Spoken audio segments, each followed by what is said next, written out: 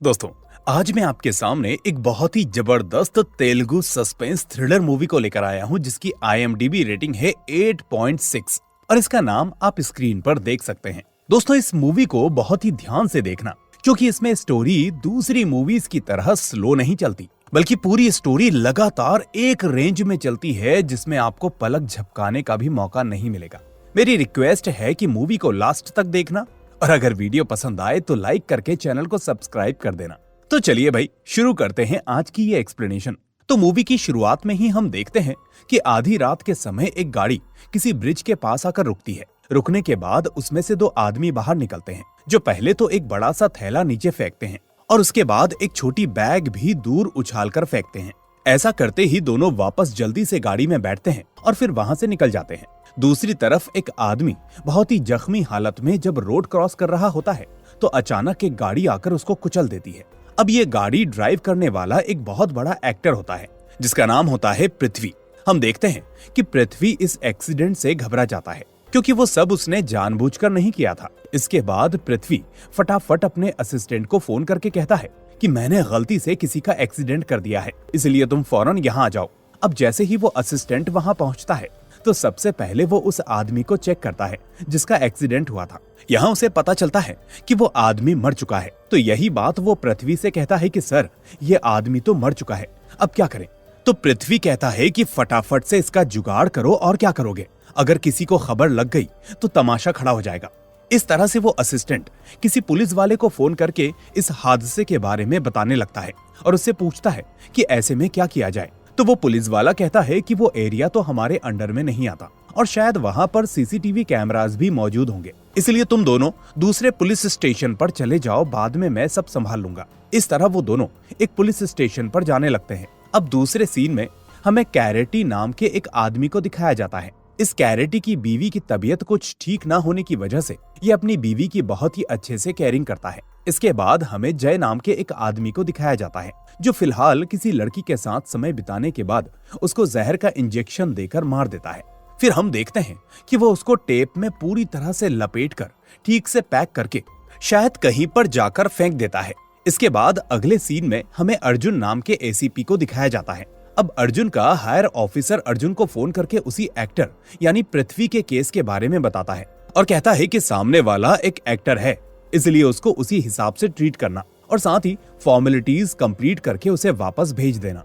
तो इस तरह से जब अर्जुन अपने पुलिस स्टेशन आता है तो उसे पता चलता है कि कल रात से ही पृथ्वी और उसका असिस्टेंट वहां पुलिस स्टेशन में होते हैं। अब अर्जुन पृथ्वी को अपने पास बुलाकर कहता है कि आप अपना पासपोर्ट यहाँ पर सबमिट करके जा सकते हो और अब आप बिना मुझसे पूछे कहीं पर भी मत जाना जब तक कि ये केस सॉल्व नहीं हो जाता। तो पृथ्वी उसी तरह से अपनी सारी चीजें सबमिट करके वहां से चला जाता है। अब जाते जाते वो अपने असिस्टेंट को गालियां देते हुए कहता है कि मैंने कल रात से ही कहा था कि चुपचाप वहां से निकल लेते हैं, लेकिन तुमने सुना नहीं।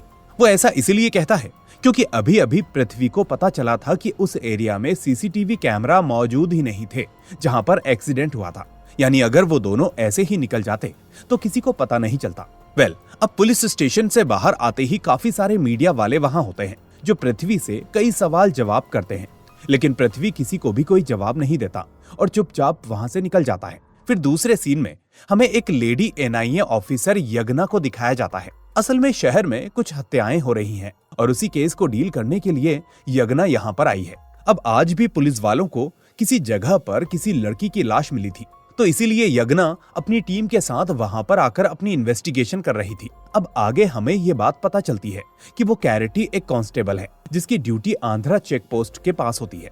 आज जब कैरेटी अपनी ड्यूटी कर रहा होता है तो उसी वक्त उसके पेट में थोड़ी सी गड़बड़ होने लगती है, इसलिए वो हल्का होने के लिए अपने घर पर जाने लगता है। पर जब उससे प्रेशर नहीं संभलता तो वो पास के खेतों में जाने लगता है। पर तभी अचानक एक छोटी बैग इसके सर पर आकर गिरती है और सामने ही उसे कोई चीज भी नजर आने लगती है। फिर जब वो पास जाकर देखता है तो वो एक बच्ची थी जो नीचे पड़ी थी। उस बच्ची की हालत को देखकर उसे लगता है कि वो मर चुकी है, इसलिए वो पास जाकर चेक करता है, लेकिन तभी उसे पता चलता है कि वो लड़की अभी जिंदा है और बुरी तरह से घायल है, इसलिए वो फौरन उसे हॉस्पिटल लेकर जाता है। दूसरी तरफ हम देखते हैं कि एक ex army officer police station आकर किसी निशा नाम की लड़की के बारे में पूछने लगता है। मतलब रिसेंटली एक बीच के पास एक लड़की की लाश मिली थी ना, तो उसी का नाम था निशा। असल में वो निशा इसी आदमी के घर में एक किराएदार की तरह रहती थी। अब वो पुलिस वाला कहता है कि सर, निशा वाला केस तो नए हाथों में चला गया, इसलिए उस केस के बारे में कोई भी कैसी भी डिटेल्स मुझे नहीं पता। ऊपर से वो केस बहुत ही कॉन्फिडेंशियल है, इसलिए फिलहाल आप मुझे अपना नंबर दे दीजिए। अगर कोई इन्फॉर्मेशन मिलेगी तो मैं आपको जरूर कॉल करके बताऊंगा। दूसरी तरफ वो कैरेटी जब उस जख्मी बच्ची को हॉस्पिटल लाता है तो हमें पता चलता है कि वहां का डॉक्टर उसका दोस्त होता है, जो उसे बताता है कि किसी ने उस बच्ची के साथ अत्याचार किया है, वो भी बहुत ही ब्रूटल तरीके से। हालांकि अभी भी वो बच्ची जिंदा है लेकिन होश में नहीं आई है। फिर वो कहता है कि अभी पुलिस को कॉल मत करना, पहले इस लड़की को होश में आने दो, तब फोन करेंगे तो ठीक रहेगा। अब दूसरी तरफ हम वापस से उस एनआईए ऑफिसर यज्ञा को देखते हैं, जो अपनी टीम के साथ उस एक्स आर्मी ऑफिसर के घर आती है, उसी मरी हुई लड़की के बारे में थोड़ी पूछताछ करने के लिए, जो उसके घर पर किराए पर रहती थी। इसके बाद वो उस मरी हुई लड़की यानी निशा के कमरे को चेक करने लगते हैं, तो यहाँ पर इन लोगों को कोई सबूत नहीं मिलता। दूसरी तरफ एक कांस्टेबल एक्सीडेंट में मरे हुए आदमी का आधार कार्ड लेकर उसी एड्रेस पर जाता है जो उस आधार कार्ड में लिखा हुआ था। फिर वो उस एड्रेस पर जाकर वहां के लोगों से पूछताछ करता है कि इस आदमी का घर कहां पर है। तो शॉकिंगली उस एरिया के किसी भी आदमी ने इस मरे हुए आदमी को नहीं देखा होता, और देखा तो दूर, वो उस आदमी को जानते तक नहीं थे। इस तरह अब अपने हिसाब से इंक्वायरी करके वो कांस्टेबल यही बात अर्जुन को आकर बताता है कि सर, उस आदमी का एड्रेस तो नहीं मिला, ऊपर से लोग उसे जानते तक नहीं, तो कहीं ये आधार कार्ड फेक तो नहीं। इसके बाद अर्जुन फौरन अपनी गर्लफ्रेंड सुब्बू को कॉल करता है, जो कि एक फॉरेंसिक डॉक्टर होती है। अब वो उस मरे हुए आदमी के पोस्टमार्टम के बारे में पूछता है, तो सामने आई सच्चाई उसके होश उड़ा देती है। सुब्बू अर्जुन को एक शॉकिंग बात बताती है कि एक्टर पृथ्वी द्वारा उस आदमी का एक्सीडेंट करने से पहले ही वो आदमी मर चुका था। उस एक्सीडेंट से तो बस उसके दोनों पैरों की हड्डियां टूटी थी। ये सुनकर अर्जुन अब यही सोचने लगता है कि आखिरकार इस केस में क्या लोचा है। एक तो एड्रेस भी मिसमैच हुआ है और लोग भी उसे नहीं जानते, साथ ही उसकी मौत एक्सीडेंट से पहले ही हो गई थी। इसका मतलब ये केस कोई सिंपल एक्सीडेंट का केस नहीं है, ये कोई मर्डर केस है। तभी दूसरा कांस्टेबल अर्जुन के पास आकर कहता है कि सर, वंटन पुलिस स्टेशन में भी मैंने ऐसे ही 2 केसेस के बारे में सुना था। वहां भी रिसेंटली कुछ आदमी एक्सीडेंट की वजह से मारे गए, मतलब बिल्डिंग के ऊपर से गिरकर मर जाना। लेकिन जब पुलिस वालों ने इंक्वायरी की तो उनका एड्रेस मैच नहीं हुआ। दूसरी तरफ वो एनआईए ऑफिसर यज्ञा एक ऑटो ड्राइवर को अपने पास बुलाकर पूछताछ करती है, तो वो ड्राइवर कहता है कि मैडम, मैंने ही उस निशा को यूनिवर्सिटी के पास ड्रॉप किया था, लेकिन मैडम 2 दिन पहले मैंने एक आदमी को उस निशा के साथ देखा था। ऐसा कहकर जब वो निकल जाता है तो थोड़ी देर के बाद वो ऑटो ड्राइवर उस जय को देखकर यज्ञा को फोन करके बताने लगता है कि मैडम, मैंने जिस आदमी के बारे में बताया था ना, वो आदमी अभी मेरे आसपास ही है। दोस्तों, अब याद रखना कि ये जय वही लड़का है जिसने शुरू में एक लड़की को इंजेक्शन देकर मार दिया था और फिर उसको टेप में लपेटकर ठिकाने लगा दिया था। खैर, अब प्रेजेंट में यज्ञा उस ऑटो वाले से कहती है कि तुम वहीं रहना और उस पर नजर रखना, मैं जल्द ही आती हूँ। लेकिन तभी हम देखते हैं कि जय उसी ऑटो ड्राइवर की बातें सुनकर शायद उसको किडनैप कर लेता है।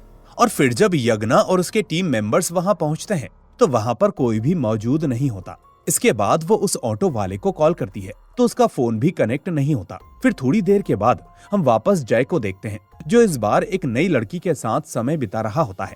ठीक उसी वक्त उसे एक एड कंपनी से किसी लड़की का कॉल आता है, जो उससे कहती है कि जय, फौरन तुम ऑफिस आ जाओ, हमें एक एड करनी है। यहाँ हमें पता चलता है कि जय असल में एक फोटोग्राफर होता है, लेकिन फिर हम देखते हैं कि ये जय वहां जाने से पहले इस लड़की के साथ ठीक वैसा ही करता है जैसा इसने पिछली लड़की के साथ किया था, यानी इंजेक्शन देकर मारना, फिर टेप में लपेटना और फिर लाश को ठिकाने लगा देना। दूसरी तरफ वो अर्जुन दूसरे पुलिस स्टेशन के पुलिस वालों को अपने पास बुलाकर उस एक्सीडेंट वाले केस की डिटेल्स बताने लगता है कि जो एक्सीडेंट एक्टर पृथ्वी से हुआ था उसमें विक्टिम की आइडेंटिटी अभी तक कंफर्म नहीं हुई है। ऊपर से उसका एड्रेस भी गलत है, इसलिए हमें इसे मर्डर के एंगल से इन्वेस्टिगेट करना होगा। वो आगे कहता है कि मैंने सुना है तुम्हारे पुलिस स्टेशन में भी ऐसे केसेस हैं। तभी एक पुलिस वाला कहता है कि हाँ अर्जुन, रिसेंटली हमारे यहाँ भी ऐसे 2 केसेस रजिस्टर हुए हैं और किसी ने भी उन बॉडीज को क्लेम नहीं किया है और उनके पास भी आधार के अलावा कोई भी आईडी प्रूफ नहीं था, और वो भी फेक एड्रेस के साथ। तो ये जानने के बाद अर्जुन बाकी पुलिस स्टेशन को भी कॉल करके इस तरह के केसेस के फाइल्स की डिटेल्स मांगने लगता है। अब उसी रात जब वो कांस्टेबल कैरेटी डिनर कर रहा होता है तभी अचानक कैरेटी को उस बच्ची के बैग के बारे में याद आता है जो उसे उसके पास मिला था। इसलिए अब वो फौरन उस बैग को ओपन करके चेक करने लगता है कि आखिरकार इसमें क्या है। तो इस बैग में कुछ किताबें और उसी तरह से कुछ पेपर्स होते हैं। साथ ही उन पेपर्स के ऊपर कुछ अजीब से डायग्राम्स भी बने होते हैं और इंग्लिश का एक वर्ड भी लिखा होता है जिस्मैथ। अब ये सारी चीजें देखकर कैरेटी को तो कुछ भी समझ में नहीं आता। फिर सुबह होने के बाद अर्जुन उस मरे हुए आदमी अल्ताफ के बारे में थोड़ा पूछताछ करने लगता है, लेकिन कहीं से भी इसको उसकी कोई इन्फॉर्मेशन नहीं मिलती। अल्ताफ वही है जो एक्सीडेंट में मरा था।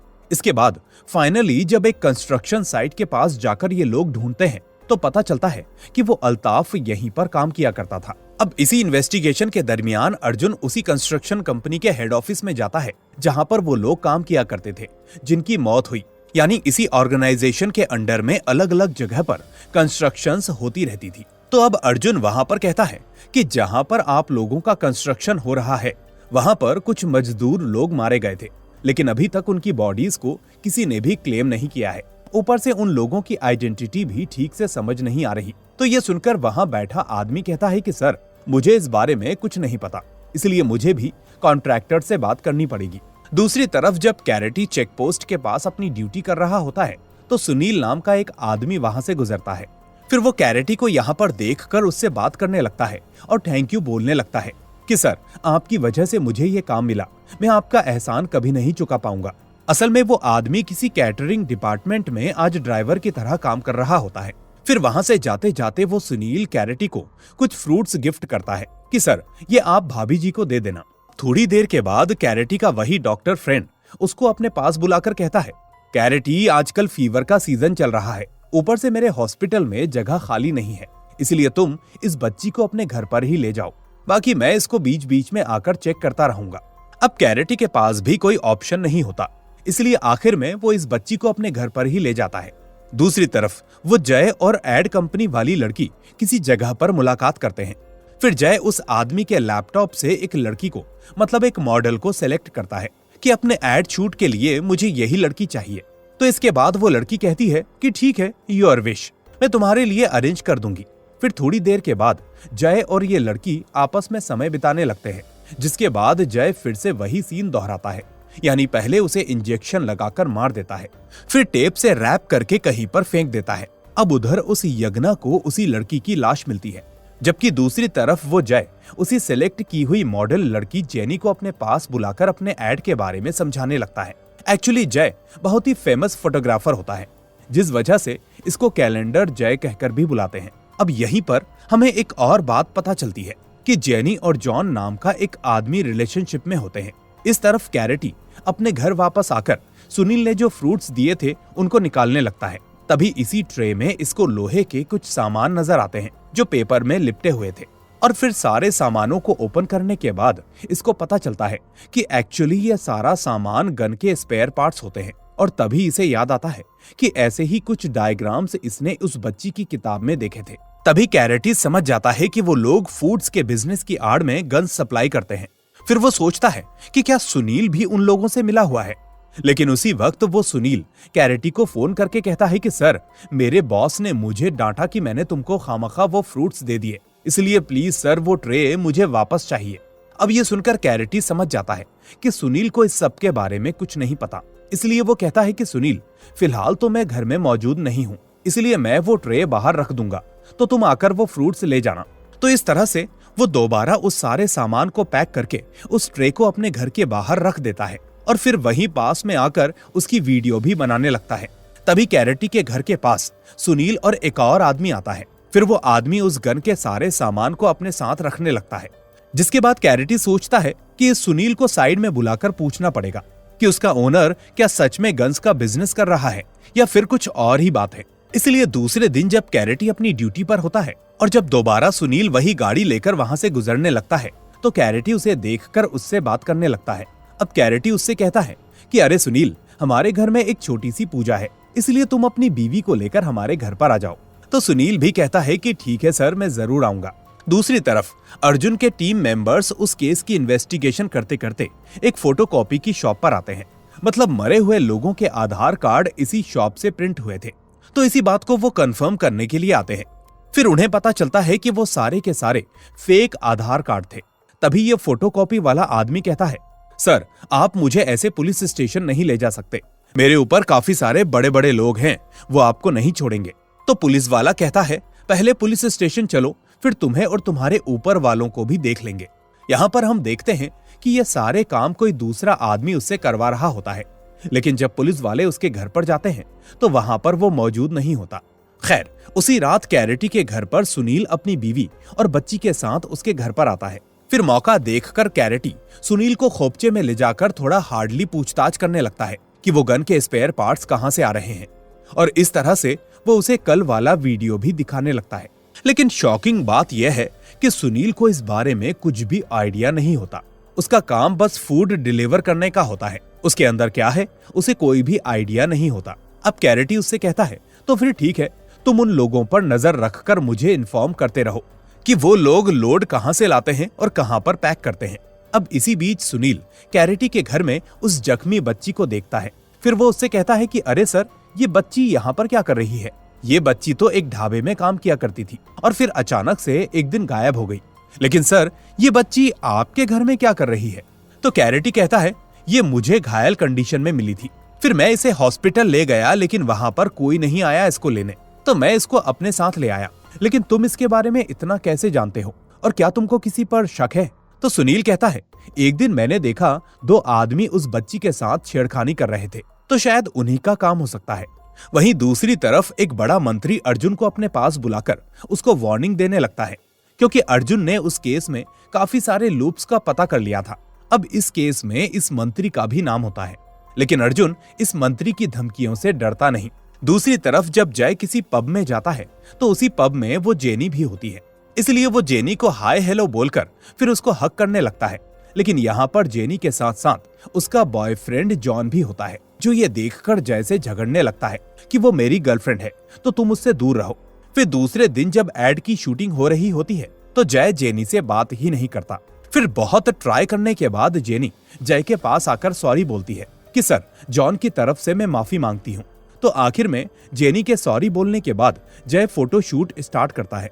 अब दूसरे दिन जब अर्जुन और उसकी गर्लफ्रेंड सुब्बू की एंगेजमेंट हो रही होती है तो उसी वक्त अर्जुन को ये बात पता चलती है कि वो सस्पेंड हो चुका है, और ये जानने के बाद अर्जुन फौरन अपनी एंगेजमेंट को रोक देता है। इसके बाद वो सुब्बू और उसके फादर से कहता है, अंकल, पहले मुझे इसका सामना करना पड़ेगा, बेवजह मुझे सस्पेंड किया गया है, इसलिए अब मैं अपनी जॉब वापस हासिल करने के बाद ही एंगेजमेंट करूंगा। ये उसके लिए सेल्फ रिस्पेक्ट की बात थी, इसलिए सुब्बू और उसका फादर भी ओके कह देता है। इसके बाद अर्जुन सोच लेता है कि उन एक्सीडेंट के पीछे जरूर कोई बहुत बड़ा कांड चल रहा है, इसलिए मैं उस रैकेट का पर्दाफाश करके ही रहूंगा। दूसरी तरफ जय और जेनी शूट खत्म होने के बाद किसी रेस्टोरेंट में मुलाकात करते हैं, और यहाँ पर जेनी उसे अपने बारे में बताने लगती है। एक्चुअली जेनी और उसके कुछ फ्रेंड्स ने मिलकर एक कंपनी को स्टार्ट किया था, लेकिन एक बहुत बड़ा आदमी जेनी के साथ समय बिताना चाहता है, इसलिए वो कहती है कि कोई भी चीज फ्री में तो नहीं मिलेगी। दूसरी तरफ अर्जुन अपने किसी दूसरे पुलिस वाले फ्रेंड को फोन करके एक छोटी सी हेल्प मांगने लगता है।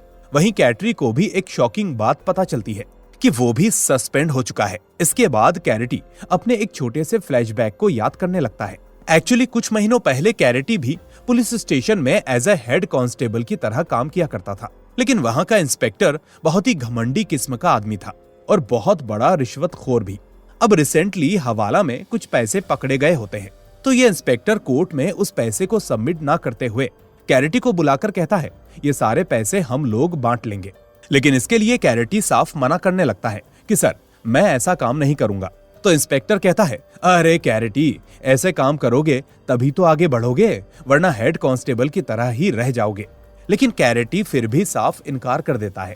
अब इसके थोड़ी देर बाद दूसरे गांव का एक बहुत बड़ा आदमी इस इंस्पेक्टर के पास आकर कंप्लेंट देने लगता है। असल में बात यह है कि कोई लड़का इसकी बेटी को भगाकर ले गया था, इसलिए अब ये आदमी उस आदमी से रिवेंज लेना चाहता था। तो वो इंस्पेक्टर से कहता है, तुम उस लड़के को फाइंड आउट करके उसे जेल में डाल दो। तो इंस्पेक्टर इस काम के लिए कैरेटी को उस आदमी के पास भेजता है, और ये आदमी कोई और नहीं बल्कि सुनील ही होता है। यानी सुनील और उसकी बीवी की लव मैरिज हुई थी। इसके बाद कैरेटी सुनील के पास आकर कहता है, इंस्पेक्टर साहब ने तुमको बुलाया है। तो इस तरह से सुनील को पुलिस स्टेशन ले जाने के बाद इंस्पेक्टर इस सुनील को बहुत मारपीट कर लॉकअप में बंद कर देता है। लेकिन कैरेटी उससे कहता है, अरे सर, उस आदमी ने कोई गलत काम नहीं किया, ये दोनों बालिग हैं और अपनी इच्छा से शादी कर सकते हैं। तो इंस्पेक्टर उल्टा कैरेटी को डांटने लगता है, हमें पता है क्या करना है और क्या नहीं, इसलिए तुम यहाँ से जाओ। फिर दूसरे दिन सुनील के घर के पास रहने वाली एक औरत कैरेटी को फोन करके कहती है, सर, सुनील की बीवी को हॉस्पिटल ले जा रहे हैं, उसकी डिलीवरी का टाइम आ चुका है, इसलिए प्लीज सर आप सुनील को हॉस्पिटल ले आइए। तो अब पुलिस स्टेशन के पास आकर वो सुनील को अपने साथ हॉस्पिटल ले जाता है। अब उस वक्त वो इंस्पेक्टर पुलिस स्टेशन में मौजूद नहीं होता। फिर बाद में सुनील हॉस्पिटल जाकर अपनी बीवी और बच्ची को देखकर बहुत खुश होता है। साथ ही वो अपनी बीवी को दिलासा भी दिलाने लगता है कि सब ठीक हो जाएगा, मैं जल्दी ही वापस आ जाऊंगा। फिर मिलवाने के थोड़ी देर बाद कैरेटी सुनील को लेकर वापस पुलिस स्टेशन आ जाता है। अब कैरेटी तो बिना इंस्पेक्टर की परमिशन लिए सुनील को पुलिस स्टेशन से बाहर ले गया था, इसलिए वो इंस्पेक्टर सीधा कमिश्नर के पास जाकर उसकी कंप्लेंट कर देता है, जिसकी वजह से कैरेटी के ऊपर कमेटी बिठाकर उसकी ड्यूटी चेक पोस्ट के पास डाल दी जाती है। इसके बाद सीन प्रेजेंट डे पर शिफ्ट होता है, जब ये सारा मामला खत्म होने के बाद डिपार्टमेंट उसको सस्पेंड कर देता है। अब दूसरी तरफ अर्जुन और बाकी पुलिस वाले किसी बस्ती में आकर वहां के लोगों की चेकिंग करने लगते हैं। मतलब आधार कार्ड वगैरह के हिसाब से इन्हें जिन जिन लोगों पर शक होता है वो उन सारे लोगों को हिरासत में ले लेते हैं। और ये सारे लोग लेबर्स होते हैं जो कंस्ट्रक्शन साइट पर काम करते थे। दूसरी तरफ वो जेनी किसी दूसरे आदमी के साथ वीडियो कॉल पर बात कर रही होती है और वो आदमी उसे अपने साथ एक रात बिताने के लिए कहता है, इसलिए जेनी अपना काम निकालने के लिए उसके साथ वीडियो कॉल पर बातचीत कर रही होती है। और ये सारी चीजें जेनी का बॉयफ्रेंड जॉन भी जानता था। अब वीडियो कॉल कट होने के बाद जेनी अपने बॉयफ्रेंड को बहुत डांटती है।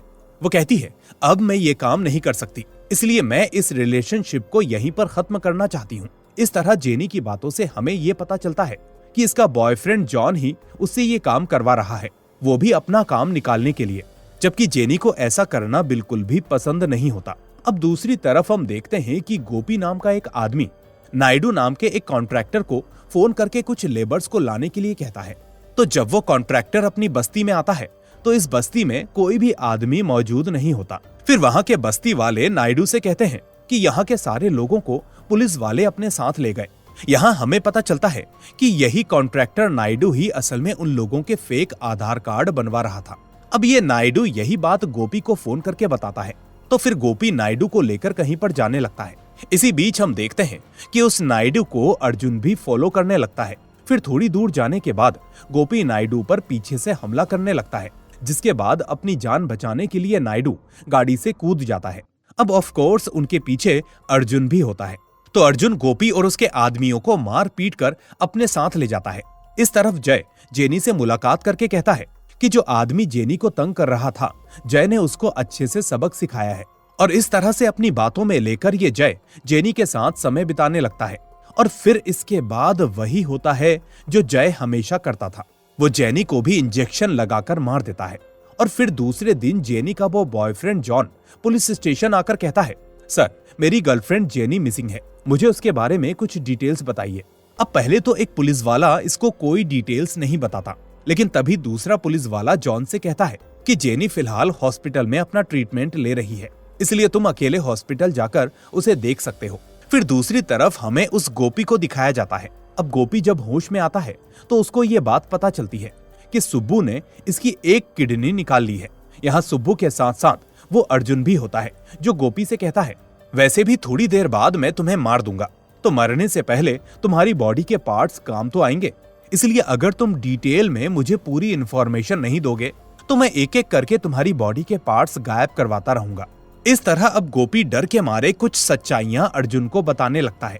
तो गोपी उसे बताता है कि सर, कोलकाता से कुछ रेफ्यूजीज हमारे पास आते हैं, जिसके बाद हम उन लोगों का फेक आधार कार्ड बनवाकर उन्हें कंस्ट्रक्शन के काम में लगा देते हैं और उसके बाद बड़े बड़े लोग आगे का काम चलाते हैं, जैसे एमएलएज और कॉर्पोरेटर्स। वहीं दूसरी तरफ वो कैरेटी अपना भेस बदलकर उस ढाबे के पास आकर सर्च करने लगता है और तभी उसे ढाबे के नीचे काफी सारे सीक्रेट टनल्स दिखते हैं। वहीं अर्जुन को अपनी इन्वेस्टिगेशन में ये बात पता चलती है कि मरे हुए लोगों के नाम पर कुछ फैक्ट्रीज या फिर कुछ प्रॉपर्टीज भी मौजूद हैं। दूसरी तरफ वो यज्ञा कुछ लोगों को गिरफ्तार करके मीडिया के सामने लाती है। यानी कुछ दिनों से इंटरनेशनल स्टूडेंट्स या फिर कुछ एम्प्लॉइज मिसिंग होते आ रहे होते हैं, तो उसी केस में यज्ञा कुछ लोगों को गिरफ्तार करती है। अब यहीं पर हमको ये बात पता चलती है कि वो जय भी एक पुलिस ऑफिसर होता है। आगे हॉस्पिटल में जॉन और उसके आदमी जेनी को मारने के लिए आते हैं, लेकिन जय ऑलरेडी वहां पर होता है, जो उन लोगों को मारपीट करके रंगे हाथों पकड़ लेता है। और ये यज्ञा असल में जय की ही टीम मेंबर होती है। यानी यज्ञा ऑफिशियली डील कर रही होती है और जय अनऑफिशियली तरीके से। इसके बाद सीन फ्लैशबैक में जाता है। कुछ महीनों पहले जय और उसके टीम मेंबर्स ने एक बहुत बड़े टेररिस्ट को खत्म कर दिया था और साथ में कुछ लोगों को गिरफ्तार भी किया था। फिर उन आतंकवादियों की इंक्वायरी करने पर जय को ये बात पता चलती है कि ये लोग एक बहुत बड़े मिशन को अंजाम देने वाले हैं। खैर, प्रेजेंट डे पर हम ये देखते हैं कि जय ने जिन जिन लड़कियों के साथ समय बिताया था वो सब इसके कब्जे में होती हैं। यानी ये सारी लड़कियां उसी मिशन का हिस्सा होती हैं। असल में इन लड़कियों का यही प्लान होता है कि ये लड़कियां बड़े बड़े ऑफिसर्स को, मतलब नेवी ऑफिसर्स को हनी ट्रैप में फंसाकर उनको ब्लैकमेल करेंगी ताकि आतंकवादी उस रास्ते से अपना काम कर पाएं। और इसी मिशन के लिए उन लोगों ने जॉन को भी सिलेक्ट किया होता है, जिसके बाद वो जॉन जेनी को धमकाकर अपना काम करवाता रहता है। दूसरी तरफ वो कैरेटी कमिश्नर के पास आकर अपनी रिसर्च के बारे में इंफॉर्मेशन देने लगता है, जिसके बाद वो कैरेटी के इस काम से बहुत ही इंप्रेस होकर उसको अपनी गन दे देता है और फिर उसे एक टीम भी देने लगता है। दूसरी तरफ अर्जुन एक बड़े ऑफिसर के पास जाकर अपने केस की डिटेल्स बताने लगता है कि पहले यहाँ के बड़े बड़े लोग रिफ्यूजीज को यहाँ पर लाते हैं, फिर वो उनके फेक आईडी प्रूफ्स बनवाते हैं। इसके बाद वो उनके नाम पर बड़े बड़े कंटेनर्स को मंगवाते हैं, जिसमें काफी सारी चीजें होती हैं जैसे ड्रग्स वगैरह या वेपन्स, और उसके बाद एक्शन के नाम पर उन लोगों को मार दिया जाता है। दूसरी तरफ कैरेटी अपनी टीम के साथ उस जगह पर जाकर वहां के सारे लोगों को मारने लगता है। एक्चुअली इसी जगह पर आतंकवादियों की ट्रेनिंग चल रही होती है और उसी तरह से वो उन दोनों आदमियों को भी मार देता है जिन्होंने उस बच्ची के साथ अत्याचार किया था। दूसरी तरफ जय और यज्ञा भी अपनी टीम के साथ किसी जगह पर जाकर वहां के आतंकवादियों को मार गिराते हैं। और तभी हम देखते हैं कि शॉकिंगली इसके पीछे वो एक्स आर्मी मैन होता है, जो शुरू में एक दिन पुलिस स्टेशन आया था, जिसके घर में किराए पर रहने वाली लड़की गायब हुई थी। अब ये आदमी ये सारी चीजें किस लिए करता है वो जय को बताने लगता है, और ये वजह होती है असल में उसका सेल्फ सेटिस्फेक्शन। मतलब आर्मी में रहने के बाद इसने अपने से बड़े ऑफिसर्स की सुनी और खुद से कभी कोई डिसीजन नहीं लिया, इसलिए इस आदमी ने यहाँ पर अपनी एक टीम बनाई और इस पूरे काम को अंजाम दिया। तो ये सुनने के बाद हम देखते हैं कि जय इस आदमी को शूट करके मार देता है। वहीं दूसरी तरफ अर्जुन उस बड़े मंत्री के पास आकर उसको गिरफ्तार कर लेता है और एट द सेम टाइम कैरेटी को भी उसकी जॉब वापस मिल जाती है, लेकिन इस बार ये इंस्पेक्टर बन जाता है। और इस तरह से ये मूवी यहीं पर एंड हो जाती है। तो दोस्तों, वीडियो आपको कैसी लगी मुझे कमेंट करके जरूर बताइए, लेकिन उससे पहले इस वीडियो को लाइक करके इसे अपने दोस्तों के साथ शेयर कर दीजिए, और अगर नए हैं तो चैनल को सब्सक्राइब करके बेल आइकन भी दबा दीजिए ताकि कोई भी वीडियो आपसे मिस ना हो। अब मैं मिलूंगा आपसे अगली ऐसी ही वीडियो में। Till then, take care and thanks for watching.